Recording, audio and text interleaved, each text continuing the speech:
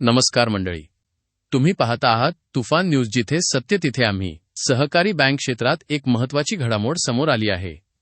Banking lodge amendment act 2025 अंतर्गत सहकारी बँकांच्या संचालकांच्या कार्यकाळाबाबत मोठा निर्णय लागू करण्यात आला आहे.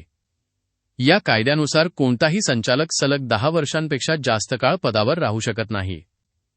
जर एखाद्या संचालकाने 10 वर्षांचा कार्यकाळ पूर्ण केला असेल तर त्याला पुढे संचालक म्हणून काम करता येणार नाही आणि तो कायद्यानुसार अपात्र डिस्क्वालिफाईड ठरतो. याच पार्श्वभूमीवर भारतीय लोकसहकार या संस्थेकडून कुर्ला नागरिक सहकारी बँकेतील काही संचालकांविरोधात अधिकृत अर्ज संबंधित प्राधिकरणाकडे दाखल करण्यात आला आहे. या अर्जामध्ये असा आरोप करण्यात आला आहे की काही संचालकांनी कायद्याने निश्चित केलेल्या कार्यकाळापेक्षा जास्त काळ संचालक म्हणून काम केले आहे. अर्जात नमूद करण्यात आलेल्या संचालकांची नावे पुढीलप्रमाणे आहेत: श्री अमोल शेडगे, श्री तुकाराम घोंडे पाटील, श्री घोंडीबा पाटणे, श्री महेंद्र बनगर, श्री गोपाळ शेलार, श्री संजय पवार, श्री वालचंद माने.